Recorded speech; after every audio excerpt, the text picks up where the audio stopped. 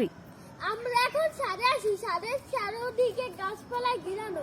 আমরা ফুল গাছ, তারপর সিম গাছের বাগান করেছি। এই যে টাইফুল গাছ, টাইফুল গাছ,